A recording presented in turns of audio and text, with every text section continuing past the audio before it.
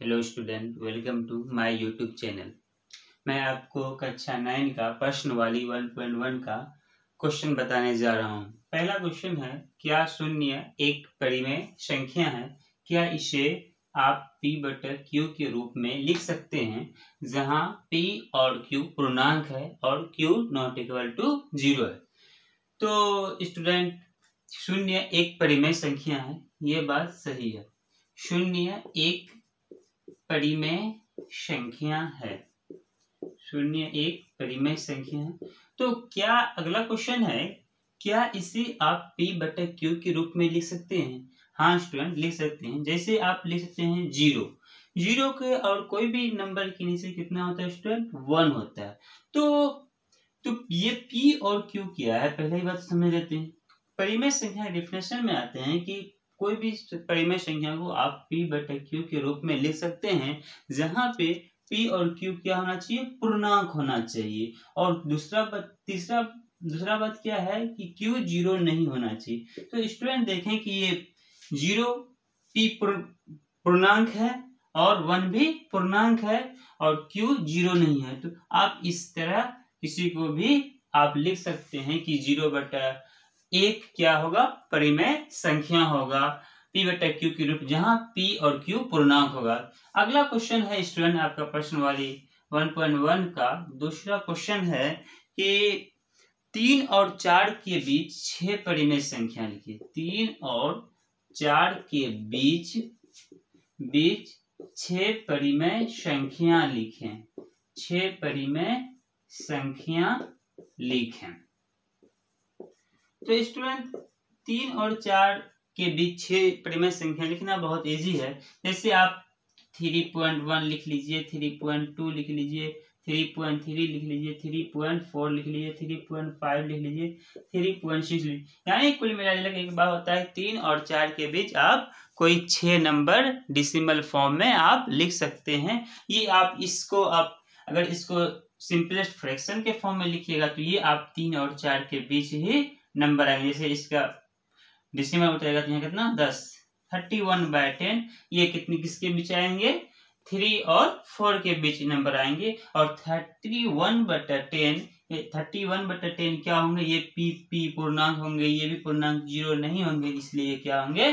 परिमेय संख्या है स्टूडेंट। अगला क्वेश्चन जो आपको पढ़ना है स्टूडेंट की वो है कि 3/5 और 4/5 के बीच 5 परिमेय संख्या ज्ञात कीजिए।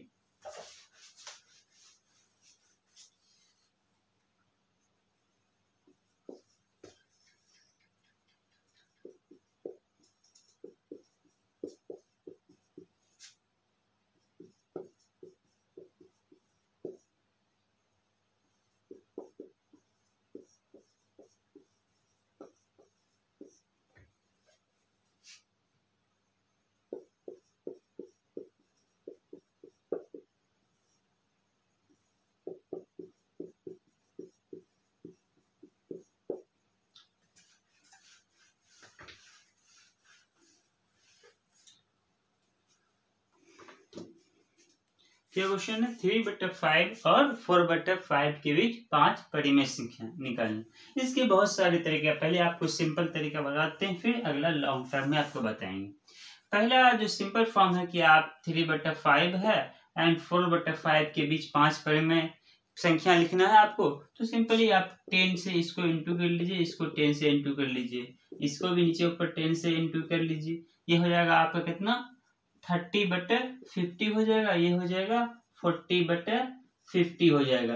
तो आपको इसकी के बीच की संख्या लिखना है, आप सिंपल वे में लिख सकते हैं 31/50, 32/50 और 33/50, 34/50, 35/50। इस प्रकार से आप ढेर सारा इसके बीच परिमेय संख्या लिख सकते हैं, क्योंकि दो परिमेय संख्या के बीच अनगिनत परिमेय संख्या होता है, इसलिए आप बहुत सारा नंबर लिख सकते हैं। इसका लॉन्ग टर्म भी होता है, पहले आप सिंपल फॉर्म तो जान जाइए, फिर लॉन्ग टर्म आपको बताने का तरीका ये है कि आप अगला क्वेश्चन देख लीजिए लॉन्ग। हाँ तो स्टूडेंट, अगला क्वेश्चन आपका है सत्य असत्य पे टिक लगाएं। पहला क्वेश्चन है, प्रत्येक प्राकृत संख्या पूर्ण संख्या होता है। प्राकृत संख्या क्या होता है स्टूडेंट? n 1 2 1 2 3 4 से लेकर, और पूर्ण संख्या क्या होता है? 0 1 2 3 4 5। कहता है प्रत्येक प्राकृतिक संख्या एक पूर्ण संख्या। आप देख सकते हैं कि ये पूरा का पूरा इसमें आ जाता है, मतलब ये बात सत्य है। दूसरा क्वेश्चन आपका है स्टूडेंट, प्रत्येक पूर्णांक एक पूर्ण संख्या होता है। प्रत्येक पूर्णांक एक पूर्ण संख्या होता है। पूर्णांक स्टूडेंट कहते हैं किसको है? नेगेटिव नंबर को। पॉजिटिव इंटीजर 0 से लेकर 1 2 3 से लेकर ये होता है नेगेटिव नंबर, पॉजिटिव नंबर और 0।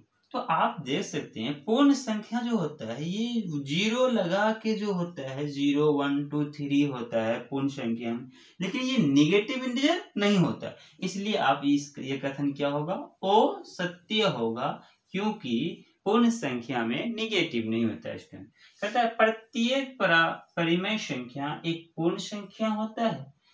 प्रत्येक परिमेय संख्या को जो है वो सारा पूर्णांक तो परिमेय संख्या का होंगे।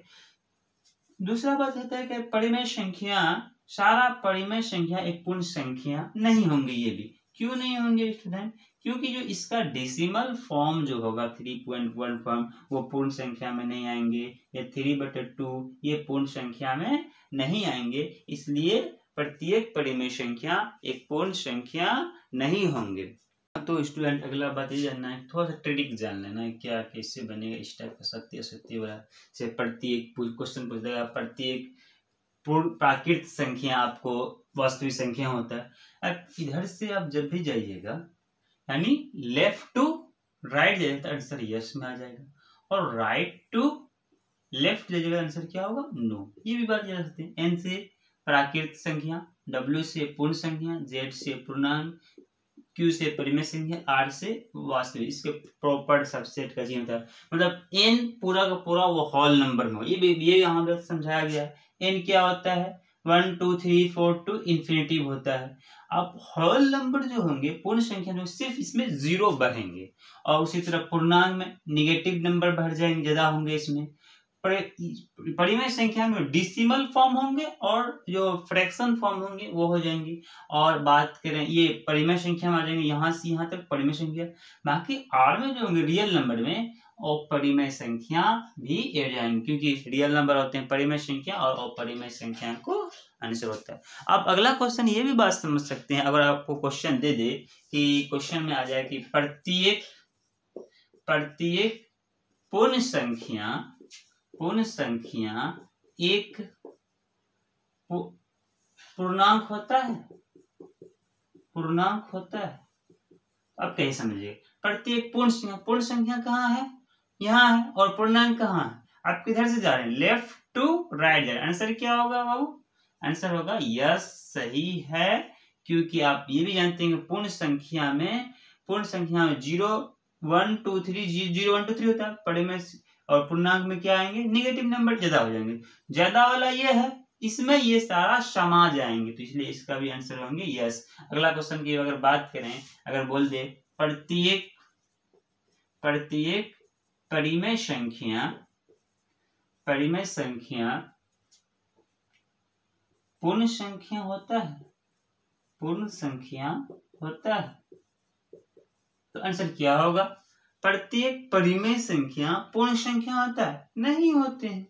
क्यों नहीं होते हैं? आप इधर ऐसे भी आंसर इधर जा रहा है। दूसरा बताओ, क्योंकि पूर्ण संख्या में डेसिमल नंबर होता नहीं, यहाँ पे तो 0 1 2 3 होता है, इसलिए नहीं होंगे।